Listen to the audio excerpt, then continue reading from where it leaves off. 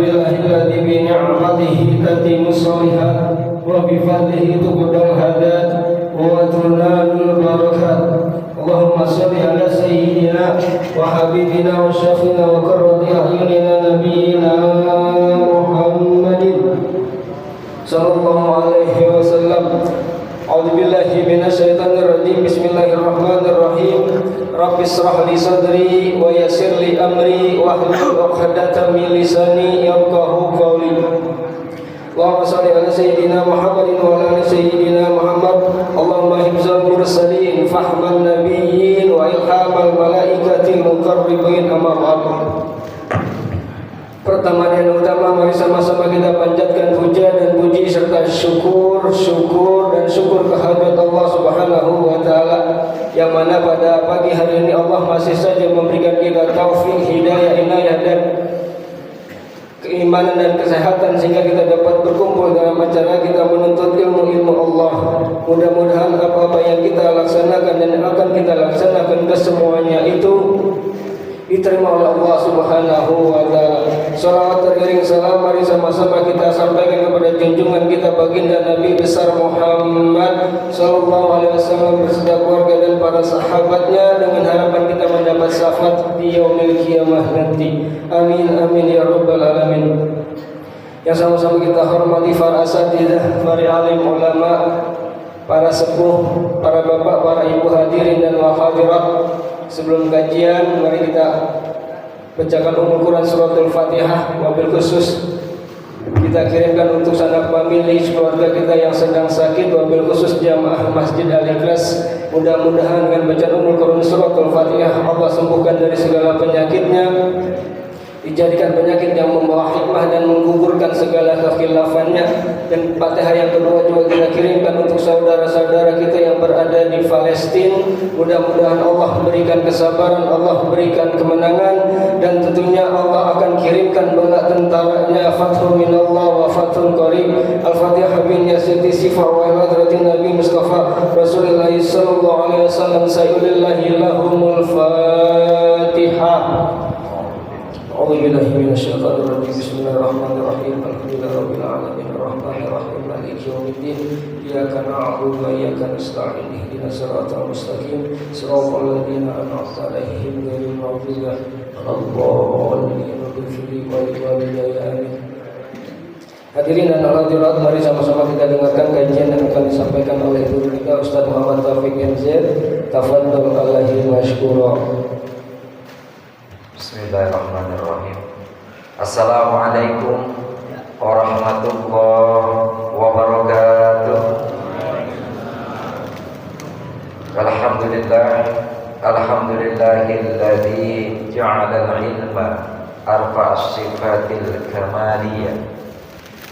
Wa asyhadu an la ilaha illallah wahdahu la syarika lah.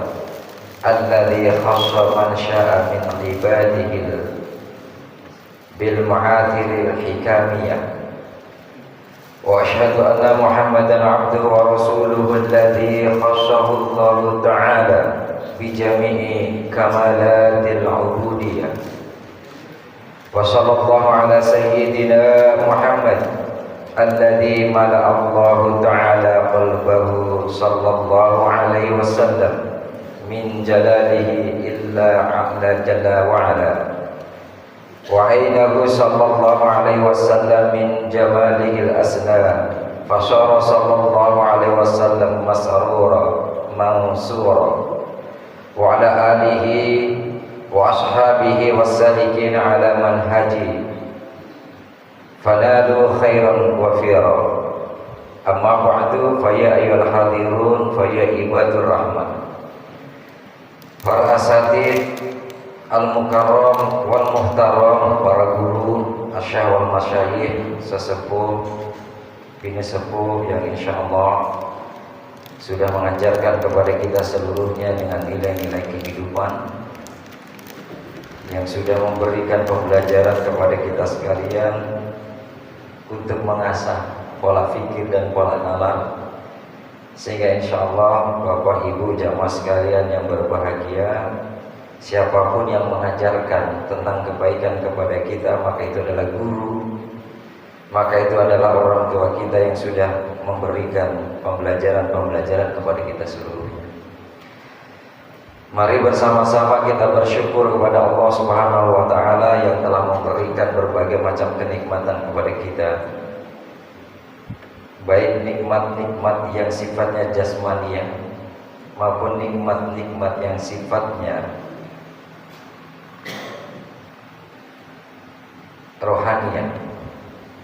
Dan alhamdulillah Allah berikan sehat kepada kita, Allah berikan panjang umur kepada kita seluruhnya, dan Allah masih karuniakan kita untuk digerakkan hati kita dengan inayah Allah Subhanahu wa taala untuk bersama-sama beribadah kepada Allah Subhanahu wa taala dengan tentu keikhlasan kita agar seluruhnya diberikan nilai dan diberikan makna ibadah oleh Allah Subhanahu wa taala.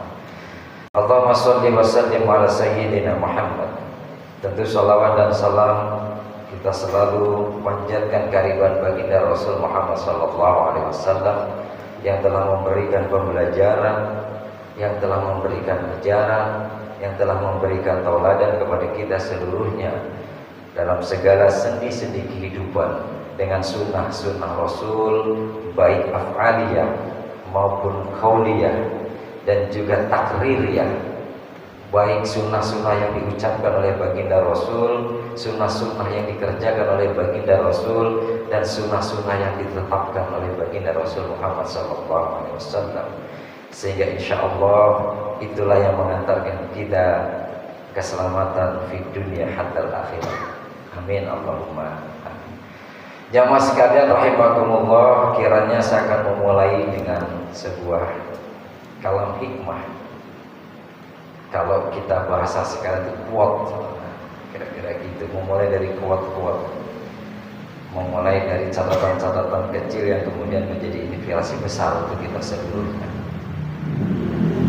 Bismillahirrahmanirrahim. La yakfi lil alim wahdahu ma lam tashabul hikmah.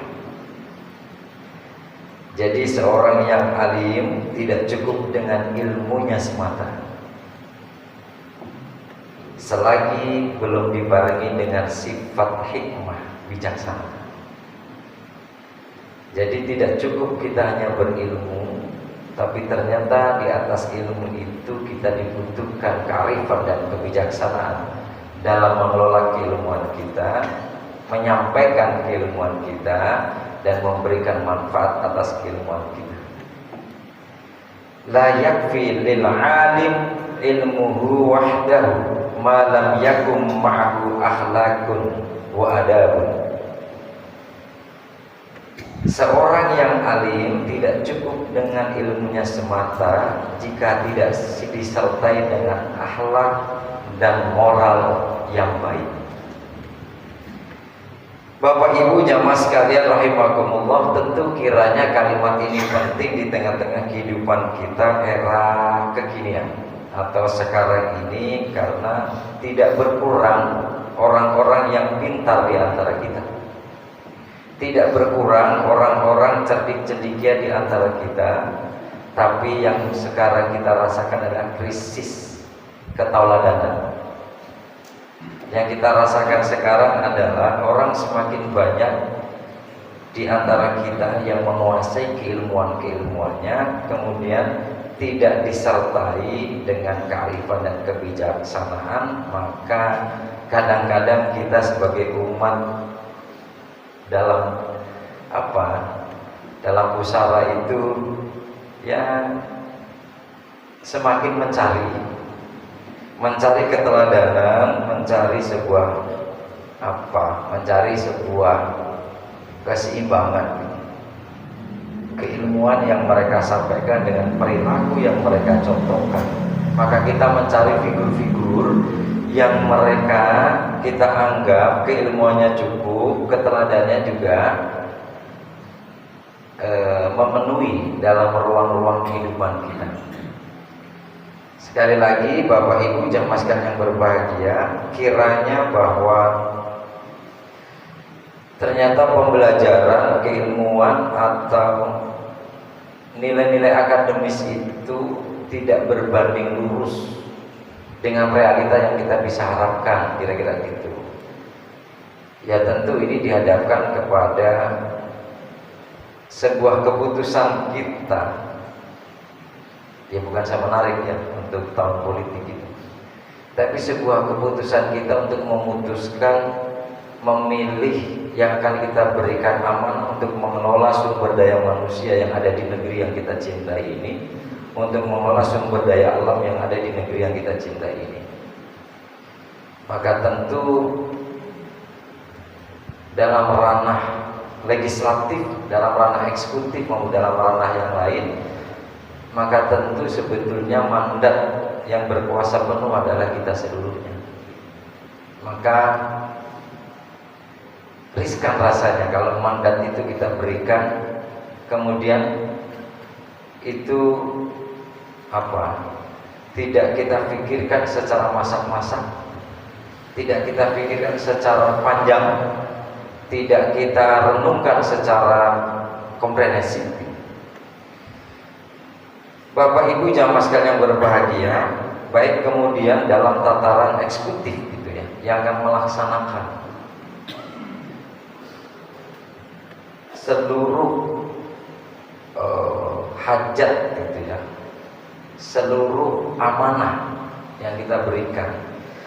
Nah Bapak Ibu jamaah sekalian yang berbahagia, bahwa ketika kita menghadapi, menemukan sesuatu yang kurang ideal atau yang kita anggap salah, rasa-rasanya bukan karena mereka tidak tahu, rasa-rasanya bukan karena mereka tidak mengerti atau tidak memahami, tapi rasa-rasanya memang persoalan akhlak, rasa-rasanya persoalan kebijakan yang tidak menjadi panglima di antara keilmuan yang mereka miliki.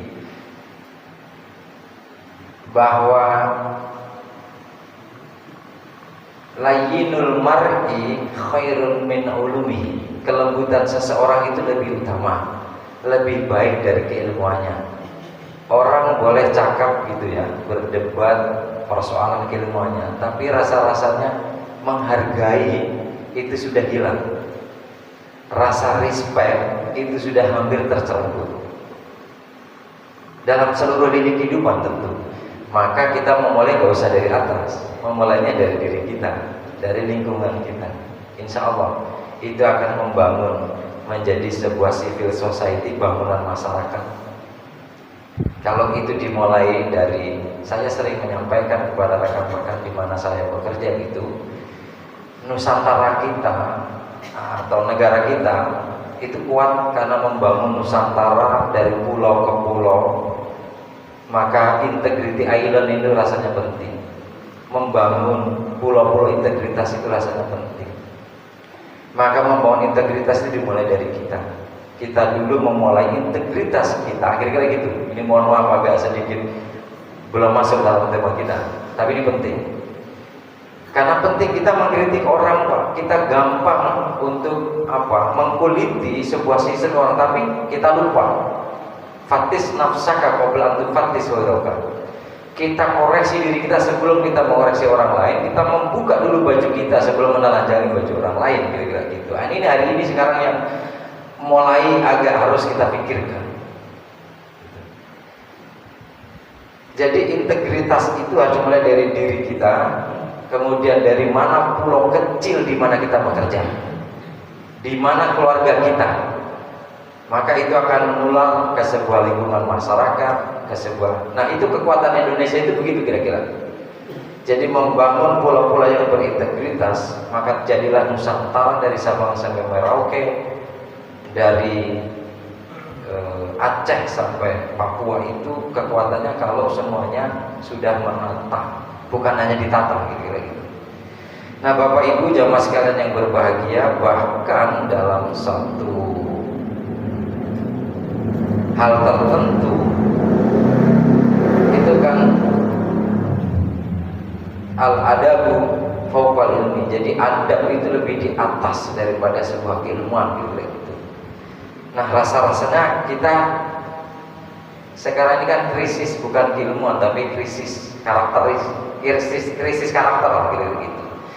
Nah saya ingin menyampaikan apa yang disampaikan dalam Nasihatul ibad, nasihat untuk kita seluruhnya itu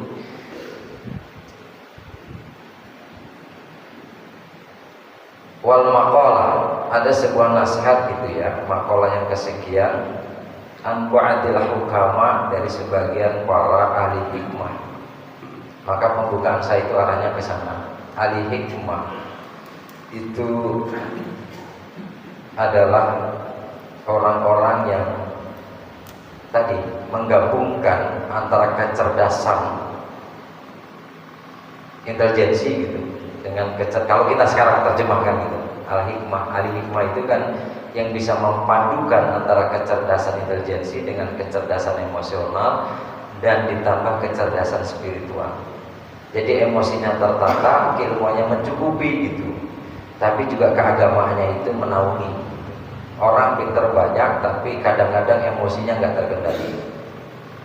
Jadi gampang merendahkan seseorang, gampang menganggap orang itu nggak ada apa-apanya, kayak kira-kira gitu.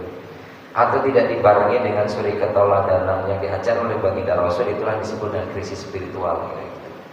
Nah, orang ahli hikmah itu sering kenapa kita rujuk, dia lebih paripurna gitu loh. Bukan hanya kecerdasan intelijensinya, tapi emosionalnya terjaga, kemudian juga spiritualnya itu menaungi atau memberikan nilai dari sebuah kehidupan itu. Nah, itu yang sering kita kemudian hari ini kita rujukkan kira-kira gitu. An ba'dil hukama, dari sebagian para hukama rahimahullah ta'ala, arba'atun minal khisal, atau arba'atun hasanatun walakin arba'atun minha hasanun. Jadi ada 4 hal yang itu baik, tapi ada 4 hal lain yang lebih baik. Nah, kira-kira gitu. Arba'atun minal khisal, ada 4 perkara kebaikan-kebaikan gitu ya.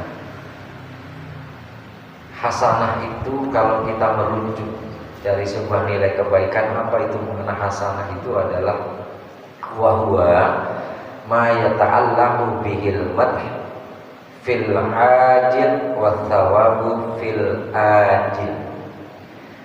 Jamaah sekalian yang berbahagia, kebaikan itu adalah sesuatu perkara-perkara yang berhubungan atau terkait dengan hal-hal yang terpuji, hal-hal yang mendatangkan pujian, fil ajil, dengan ain ya. Ajil itu kekinian, sekarang di dunia gitu loh. Wa thawabu, dan memberikan nilai pahala, nilai anugerah gitu, nilai pahala fil ajil, pakai alif atau pakai hamzah, nanti di akhirat gitu ya. Jadi kalau di dunia ya pujian, karena pahala itu urusan akhirat. Kebaikan-kebaikan yang mendatangkan inspirasi, mendatangkan kebaikan, mendatangkan pujian dari orang lain, itu disebut kebaikan. Maka tentu sangat luas. Ada 4 hal kebaikan gitu ya, tetapi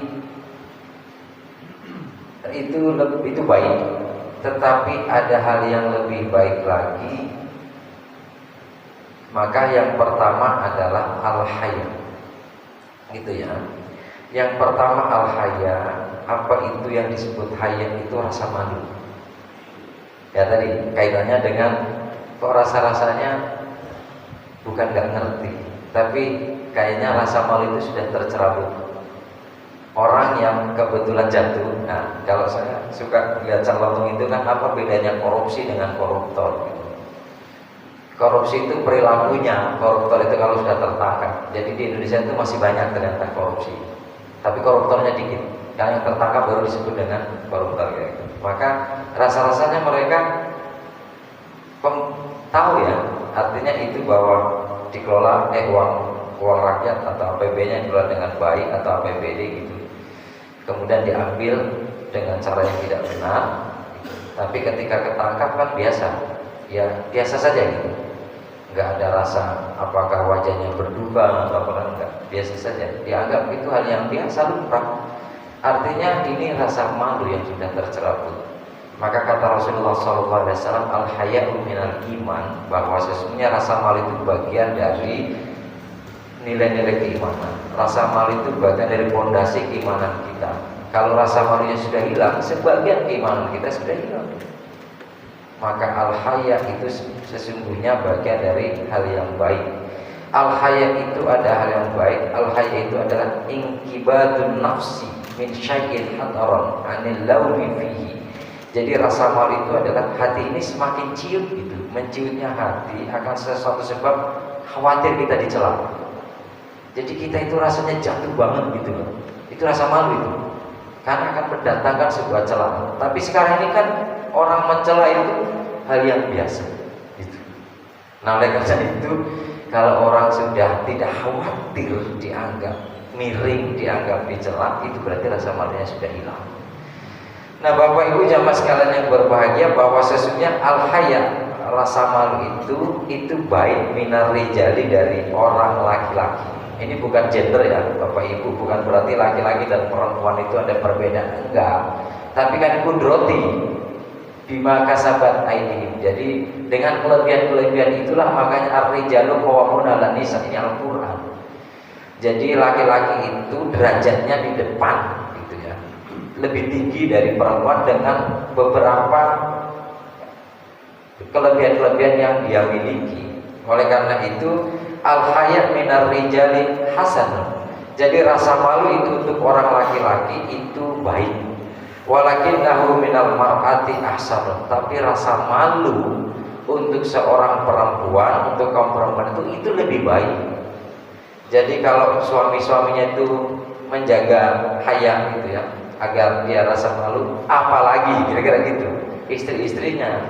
Kalau bapak-bapaknya ini sudah punya rasa malu, malulah kalau berbuat tercela, malulah kalau berbuat hal yang melanggar syariah, maka sesungguhnya ibu-ibunya harusnya lebih malu gitu.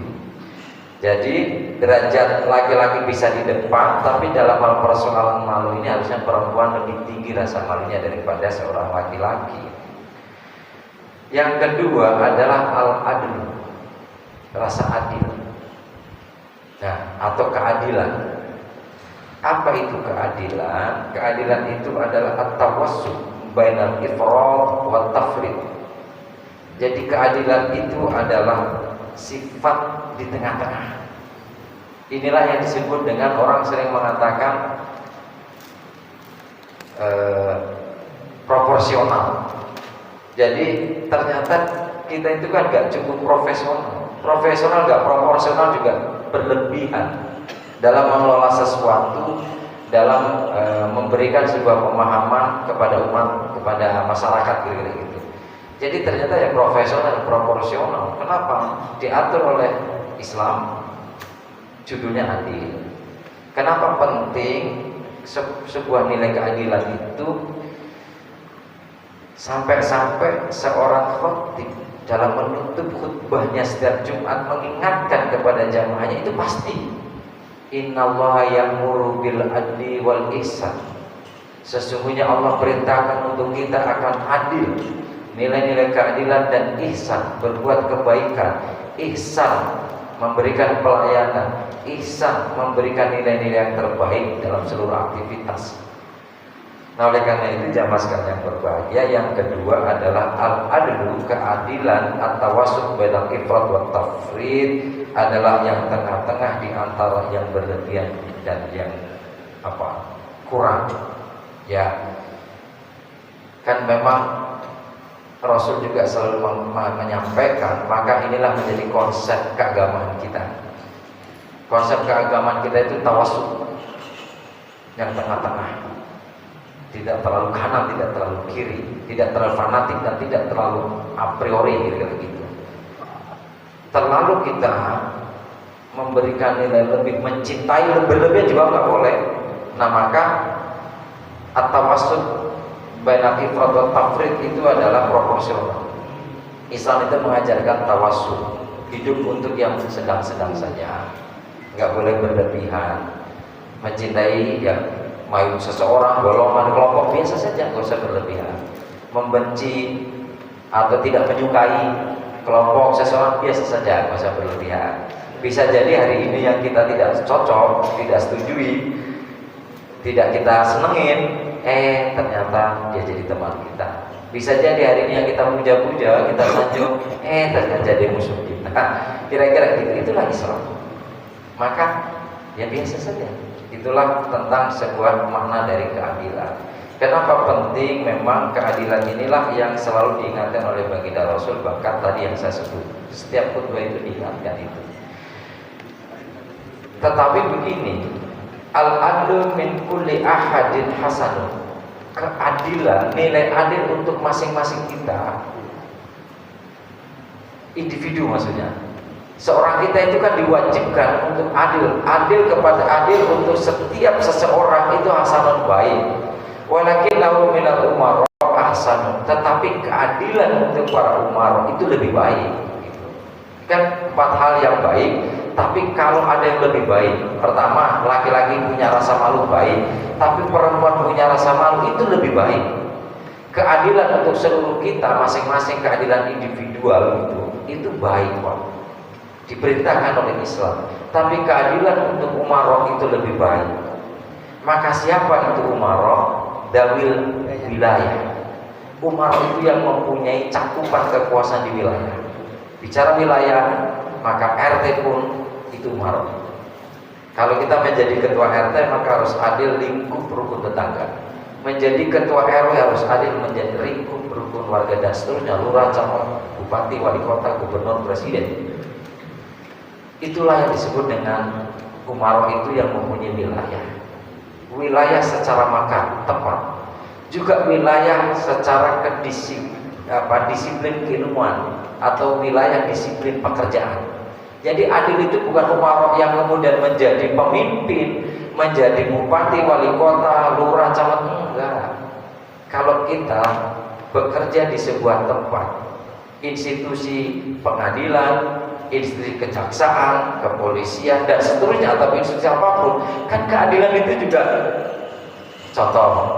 Kalau orang pegawai biasa, keadilan itu kan harus, tapi bagi pemimpinnya kan keadilan itu lebih baik. Adil proporsional mengatur bawahan, adil proporsional memberikan sebuah pertanggungjawaban kepada atasan. Itu namanya adil. Nggak adil kalau kita baik pada atasan, portofolio kita, profiling kitanya bagus gitu, tapi ke bawahan kita nggak dihargai sama sekali. Artinya itu enggak, dari dalam diri kita pribadi masing-masing nggak ada nilai adil gitu, atau makna dari sebuah keadilan. Nah, oleh karena itu keadilan jangan dianggap orang punya wilayah dan kebijakannya, tapi kita bekerja dimanapun, artinya disiplin pekerjaan, segmentasi apapun gitu. Artinya bahwa segmentasi pekerjaan apapun itu butuh nilai keadilan. Ya artinya kita bisa lihat bagaimana fungsi KPK kita, bagaimana fungsi MK kita gitu. Ya guyonan ya, jangan guyonan kemudian kalau dulu bapaknya ke Jakarta karena SMK, terus anaknya karena MK dan seterusnya, ya kalau saya nggak campurin ke arah situ. Kemudian tadi ya, satu makhluk adil. Yang ketiga adalah wat-taubatu. Wat-taubatu itu taubat. Wat-taubatu minasyaikh. Nah, itu kenapa saya sering sebut asyai wal masyayikh, para sesepuh, bini sepuh. Maka kita bersyukur orang tua kita masih istiqomah beribadah, masih istiqomah bermuamalah, bercengkrama dengan kita, tentu dengan keterbatasan yang kemudian kenikmatan sudah dikurangi oleh Allah, tapi istiqomahnya insya Allah nggak dikurangi oleh Allah Subhanahu Wa Taala. Maka at-taubatu minasyaikh, taubatnya orang-orang tua, orang-orang sepuh itu hasanatu, baik, sebuah nilai kebaikan. Walakinnaha minasyabi ahsanun, tetapi taubatnya anak-anak muda, taubatnya generasi muda kita itu lebih baik. Ajarkan anak-anak muda kita itu jangan selalu menggunakan pepatah selagi muda nikmati masa muda. Nakal-nakal dikit gak apa-apa, mau melanggar lagi gak apa-apa, toh nanti pada usia tertentu, katakan batas di usia 40 atau begitu kan sering-sering begitu kan, maka saatnya taubat. Enggak gitu juga. Taubatnya orang sepuh, taubatnya orang-orang tua itu baik. Ya gimana, udah tua nggak taubat gitu, mau kemana lagi sih, kira-kira gitu. Itu baik, sebuah nilai kebaikan. Tapi taubatnya anak-anak muda itu lebih baik. Karena kan taubat itu artinya tidak harus dia melakukan kejahatan, kemaksiatan baru taubat, baru itu. Tapi kan artinya taubat itu arruju ila Allah Ta'ala bihali uqdatin, bahwa sesungguhnya taubat itu artinya kembali kepada Allah Ta'ala dengan melepaskan keinginan-keinginan maksiat itu. Bukan harus maksiat dulu baru taubat. Kan filosofi atau makna yang paling dalam dari taubat itu arruju ila Allah Ta'ala bihali uqdatil israr, gitu Pak. Itu yang disebut dengan taubat. Anil qalbi tsummal qiyam bi kulli haqqillahi ta'ala, yaitu melepaskan yang semaksiat di dalam hati kita, kemudian melakukan semua hak-hak Allah. Qiyam, al-qiyam itu kan gitu. Maka qiyamul Ramadan melakukan kegiatan-kegiatan hak-haknya Ramadan. Jadi Ramadan itu punya hak, maka kita qiyamul Ramadan itu bukan karena kita melaksanakan Ramadan karena kemauan kita. Ramadan itu diciptakan Allah sebulan dalam setahun, punya hak dia. Tolonglah dia punya hak untuk diisi dengan bacaan-bacaan Al-Quran, dengan sholat tarawih, dengan kebaikan-kebaikan. Itu hak Ramadan Pak. Maka kalau kita qiyamul Ramadan, sesungguhnya kita melaksanakan kewajiban kita dalam memenuhi hak-haknya bulan Ramadan, gitu Pak. Jadi begitu kita bicara al-qiyam bi kulli haqqillahi ta'ala, melaksanakan hak-haknya Allah. Ya kan Allah itu begini Pak. Inilah sebuah logika, sebuah pemaknaan yang gini. Kalau bicara kewajiban itu kan ke kita. Kita punya kewajiban gitu. Allah yang menciptakan kita, khalik dengan makhluk. Khalik yang menciptakan makhluk, Khalik ini punya hak, gitu Pak. Kata Allah, hak saya mau dipenuhi atau tidak bukan urusan saya. Kalau kita punya hak kan kita mau tuntut atau tidak, kan bukan. Enggak, kata Allah itu kalau hak saya, kamu sholat nggak sholat, ya itu hak saya. Tapi kamu penuhi atau tidak, ya urusan bukan. Kira-kira gitu Pak. Oleh karena itu, itulah indahnya. Jadi kalau kita meletakkan pada ketika kita beribadah bukan hanya karena kewajiban, tapi itu hak Allah. Malu kita sudah diciptakan, nggak mungkin hak yang menciptakan, kira-kira gitu. Ya kayak pajak kan, sudah diberikan fasilitas pembangunan, tapi kita nggak menggunakan pajaknya gitu, kan malu rasanya gitu. Betul Pak? Ya teman. Nah kira-kira begitu. Nah oleh karena itu Bapak Ibu sekalian, yang pertama tadi, kalau rasa malu seorang laki-laki baik, tapi lebih baik kalau perempuan juga punya rasa malu. Kalau kemudian kita keadilan, nilai adil itu kita ada itu baik, tapi bagi umarok juga lebih baik. Bagi orang lain diberikan amanah untuk bisa mengelola masyarakatnya, baik itu di jajaran apapun, di tingkatan manapun. Dan orang yang taubat itu lebih baik untuk orang-orang tua, baik bagi orang tua, tapi lebih baik untuk anak-anak muda. Dan yang keempat adalah waljud. Waljud itu dermawan. Waljud itu dermawan. Apa maknanya? Ifadatu ma yang bagi la liwadin. Seseorang dermawan itu artinya begini, memberi manfaat, bukan materi. Nah, dermawan itu bukan, tidak selalu konotasinya dalam materi. Karena mana dermawan itu memberi manfaat, kan bisa ilmu, bisa tenaga, bisa pikiran ya ilmu tadi, bisa dengan materi. Tapi apa yang namanya dermawan itu adalah wal aljud gitu ya. Ifadatu ma yang bagi la liwatin, memberikan manfaat bukan karena mengharap imbalan. Nah sekarang kalau sistem dagang, prinsip ekonomi itu kan memberikan yang sekecil-kecilnya untuk mendapatkan yang sebesar-besarnya. Maka kayak mancing gitu, ngasihnya pelet sekecil tapi dapatnya ikan gede. Artinya bahwa ketika memberikan manfaat, jangan dihitung imbalan. Imbalan itu ya paling sederhana, ketika kita memberikan sesuatu sifatnya materi, maka akan kembali berupa materi.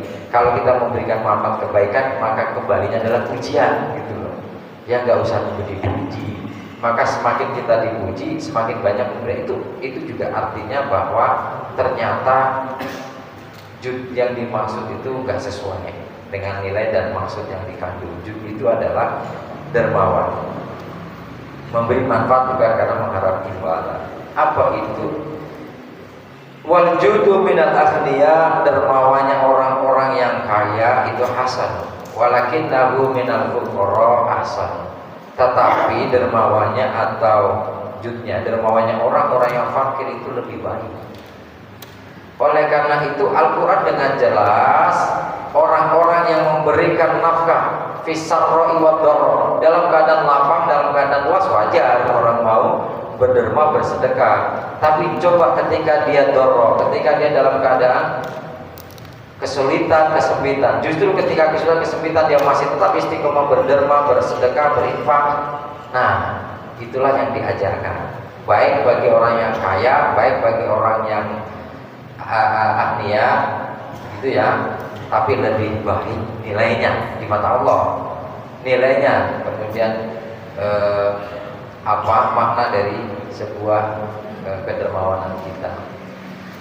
Satu lagi Bapak Ibu sekalian yang berbahagia, ini kan terkait dengan kaitan yang tadi.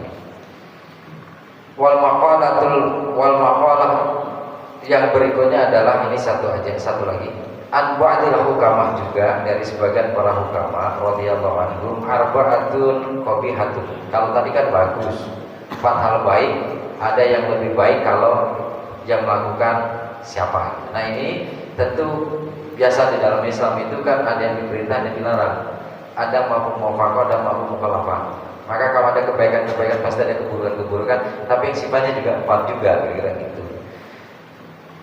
Maka arba'atun qabihatun, ada 4 hal yang jelek, ada 4 hal yang buruk, ada 4 keburukan gitu kira.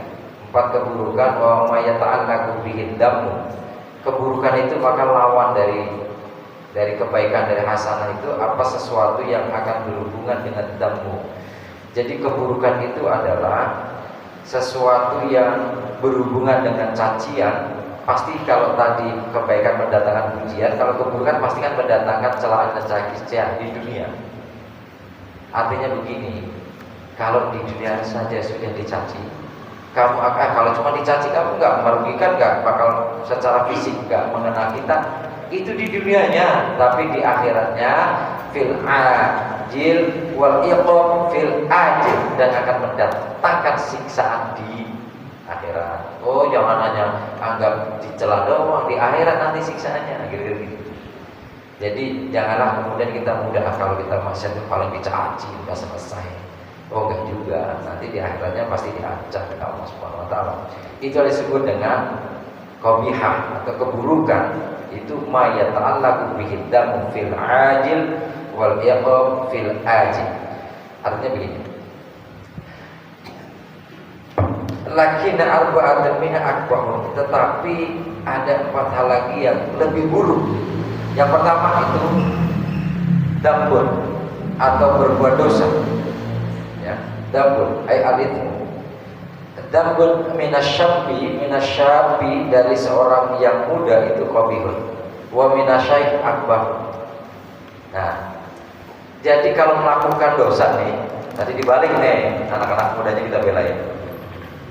Kalau anak-anak muda melaksanakan maksiat, melaksanakan dosa, gitu ya, itu kan buruk, Pak. Tapi lebih buruk lagi orang-orang yang sudah aki-aki, orang-orang yang sudah tua, nggak tahu diri, masih melakukan maksiat, kira-kira gitu. Gitu. Jadi dambun minasyabi qabihun, itu buruk, jelek. Wa minasyaikh, dan adapun dambun yang dilakukan oleh orang-orang tua, asyaikh itu akbahun, lebih buruk gitu. Wal istighalu bid dunia, yang kedua, tersibukkan dengan persoalan-persoalan dunia, dengan urusan-urusan dunia. Maksudnya adalah bi amti'atiha minal jahil qabihun wa minal alim akbahun. Jadi kalau sibuk di dunia karena orang-orang yang gak ngerti, orang-orang awam, dia orientasinya kehidupan dunia karena gak ngerti, Pak. Dia selagi hidup di dunia, dia mencari tentang dunia. Ya itu sebetulnya orientasi ke dunia bagi orang-orang yang tidak ngerti itu akbar, sebuah nilai keburukan. Tapi bagi orang yang tahu, orang yang alim, orang yang mengerti, itu lebih buruk gitu. Jadi istighol di dunia, ya, tersibukkan dengan urusan-urusan dunia bagi orang-orang bodoh, orang yang tidak ngerti itu qabihun wa minal alim akbar. Adapun dari orang-orang alim itu lebih buruk lagi.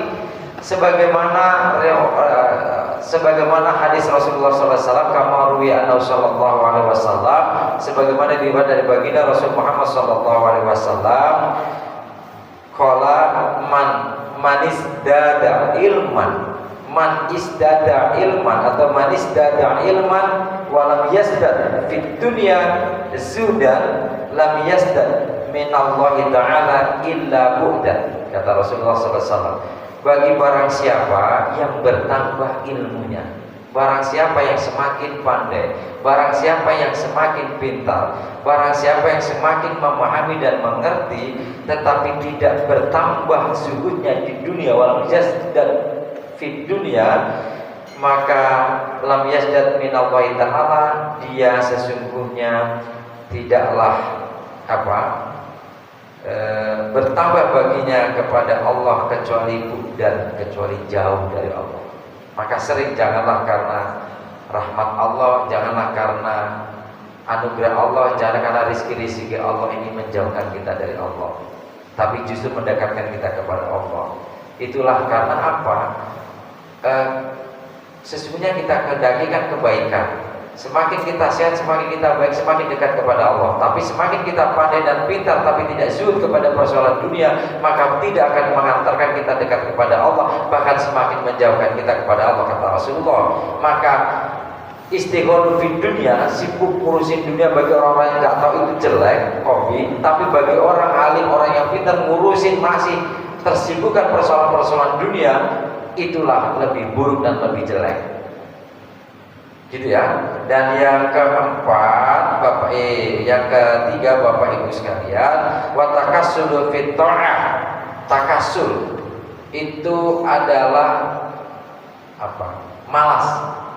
Gitu. Wa takassul malas fit ta'ah, wa takassul malas fit ta'ah min jami'in nas, dari di antara seluruh sebagian besar manusia itu kafir. Wa minal ulama wa talaba akbar. Nah, takasul itu muwafaqatin amrillahi ta'ala. Artinya orang yang bermalas itu dari ketaatan perintah Allah Ta'ala. Allah yang perintahkan kita tidak mau mengerjakan. Wa takasul fit ta'ah min jami'in nas, kalau dari umum gitu. Pada sebagian umumnya manusia itu sudah jelek. Wa minal ulama wa talabati, dari sebagian, dan kalau itu dari ulama wa talabati, orang-orang yang menuntut ilmu. Orang sedang di pesantren, orang yang sedang kuliah, orang yang sedang sekolah, itu kan sedang tolabah, menuntut ilmu. Dia sedang diberikan pemahaman, sedang diberikan tentang pengertian, diajarkan tentang taat kepada Allah. Tapi malas, lebih jelek itu. Sudah di pesantren kan malas, itu lebih jelek. Jadi kalau orang awam, umum manusia itu pada malas melaksanakan perintah Allah, itu udah jelek. Lebih jelek lagi, udah di pesantren, malas lagi mengerjakan perintah-perintah Allah. Alladzina yatlubuna al-ilma, at-talaba itu orang-orang yang menuntut ilmu. Itu akbar, lebih jelek kira-kira gitu ya. Terkait dengan takasul fitrah. Dan yang terakhir adalah takabur. Takabur nih, sombong, takabur ya, takabur dia sombong ya, sombong ya. Wa takabur minal aghniya, takaburnya orang-orang kaya itu qabihun, jelek. Wa minal fuqara akbar, dan di antara takaburnya orang-orang yang miskin ya lebih buruk gitu. Begini Pak, saya tutup deh karena ikannya udah selesai. Nanti banyak lagi nggak nyampe, nanti kita mau mungkin. Bapak Ibu jamaah sekalian berbahagia, kalau sombongnya orang kaya, kata dulu kita ingat nggak? Inilah yang disebut dengan jangan dianggap orang yang meninggal karena jihad fisabilillah itu meninggal, amwat bal ahya. Bahkan mereka hidup dan diberikan rezeki oleh Allah Subhanahu wa taala. Rezeki itu kan enggak harus berbentuk materi. Jadi misalkan almarhum Kiai Zainuddin MZ misalnya, ketika beliau sudah meninggal lama, tapi sekarang kasetnya diputar-putar lagi. Bahkan kita semakin mengenang banyak konteks beliau, ceramah-ceramah beliau yang semakin pas gitu. Maka semakin ada yang konteksnya, maka diputar lagi gitu kan. Kalau orang kaya sombong wajar, ada yang disombongkan gitu loh. Miskin kok sombong, yang enggak wajar dong kan gitu. Dulu kan gitu biar-biarannya gitu ya. Kalau orang kaya itu orang yang punya jabatan, orang yang punya gitu ya, jabat. Wajar sombong dengan jabatannya, wajar sombong dengan kekayaannya. Ini udah miskin, sombong gitu. Udah nggak punya jabatan, orang biasa gitu sombong gitu. Jadi kalau misalnya Pak kita kerja Pak bisa kerja bakti apaan tuh, dan dia warga biasa Pak. Kalau RT atau RW nih, Pak RW kita kerja bakti nanti dulu saya lagi sibuk. Wih, sombong mentang-mentang besok sibuk. Ya wajar ya RW gitu loh, sombong di atas RT gitu loh. Tapi ini warga biasa sombong gitu, kayaknya nggak ada tempat gitu ya. Maka bagi orang yang kaya saja sombong itu sudah jelek, apalagi yang miskin sombong itu lebih jelek gitu. Ya itu dalam rangka kita untuk mawas juga gitu. Nah, artinya Bapak Ibu jamaah sekalian berbahagia, itulah hal yang kami haturkan dalam kesempatan pagi ini. Nasihat dari Syekh Nawawi Al-Mantani ya, dalam Nasihatul Ibad. Beliau mensyarah dari belajar sekolah ini, maka dari sekian banyak tentang nasihat itu beliau kumpulkan, beliau sadur, beliau ambil, kemudian beliau kasih quote-quote dan lain sebagainya. Maka hari ini saya hanya menyampaikan apa yang disampaikan oleh beliau. Bapak Ibu jamaah sekalian yang berbahagia, mudah-mudahan ini juga semakin menata kehidupan kita. Apalagi ini ujian betul gitu ya, ujian betul kata Rasulullah SAW, umatku di akhir zaman nanti itu bagaikan memegang bara api, dilepas gak selama, dipegang panas. Nah, hari ini kita dihadapkan begitu. Ketika Rasulullah SAW menyampaikan apakah pada saat itu umat Islam atau umatmu dikit, oh enggak, banyak, tapi bagaikan buih dalam lautan. Nah, apakah kita hari ini menjadi buih? Mudah-mudahan hari ini kalau kita dianggap sebagai buih, maka muncul motivasi, muncul semangat kita menjadi gelombang besar yang bisa mengantarkan syariah-syariah kita, menjadi gelombang besar yang bisa menghantam ketidakadilan, menjadi gelombang besar yang mengantarkan kepada kemakrufan. Gitu. Jadi kalau kita mendapatkan sebuah riwayat tentang mendapatkan riwayat tentang hadis Rasulullah, kita kasih makna. Kalau umatnya nanti akan menjadi buih-buih di lautan, maka tunjukkan kecintaan kita kepada baginda Rasul, tunjukkan agar Rasul juga cinta kepada kita, menjadi umat yang tidak menjadi buih gitu. Gelombang yang bisa mengantarkan apapun, bisa dari pinggir ke tengah atau dari tengah ke pinggiran, bisa menjadi penguasa yang menularkan kebaikan kepada jamaah, kepada umatnya, atau menjadi umat yang mengantarkan pemimpin yang lebih baik. Kita berperan di mana? Hari ini saya di KPU mengantarkan Bapak Ibu memilih, kami akan antarkan pemilihan yang adil dengan ihsan, insya Allah. Demikian, wallahu muwaffiq ila aqwamit thoriq, nasrun minallahi wa fathun qarib, wa basyiril mu'minin. Wassalamualaikum warahmatullahi wabarakatuh. Waalaikumsalam warahmatullahi wabarakatuh. Jazakumullah khairan katsiran, jazakumullah ahsanal jazaa. Ustaz, atas pencerahannya pada pagi hari ini memang ada pepatah, ilmu tanpa adab adalah bagaikan api tanpa kayu, dan juga ilmu tanpa adab adalah seperti ruh tanpa jasad. Adabul imla wal istimla. Ada 4 perkara tadi saya merangkum sedikit dalam kitab Nasihatul Ibad, bahwa 4 kebaikan itu adalah yang pertama al-haya, al-adlu, wat taubatu, dan wal wujud. Mudah-mudahan kita bisa mengimplementasikan dalam kehidupan sehari-hari kita. Mungkin Ibu ada pertanyaan atau enggak? Batasin 1 ya Bu, karena udah masuk waktu syuruk. Kayaknya sudah jelas semua Ustaz ya. Alhamdulillah kita bisa manfaatkan ilmu yang kita terima pada pagi hari ini. Baik Ibu, karena tidak ada pertanyaan, kita akhiri pengajian kita dengan alhamdulillah dan doa kafaratul masjid. Alhamdulillahirabbil alamin. Subhanakallahumma wa bihamdika asyhadu an la ilaha illa anta astaghfiruka wa atubu ilaik. Subhanaka rabbika rabbil izzati amma yasifun, wassalamun alal mursalin, walhamdulillahirabbil alamin. Wal afwa minkum, wassalamu alaikum warahmatullahi wabarakatuh.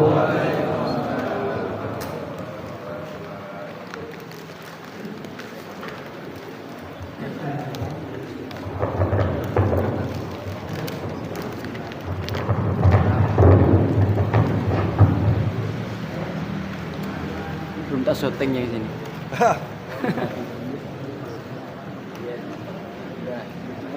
Ini gitu, masuk ini.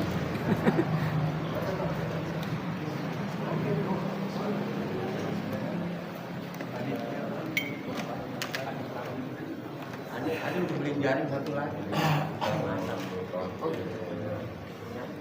Seh, 3 seh.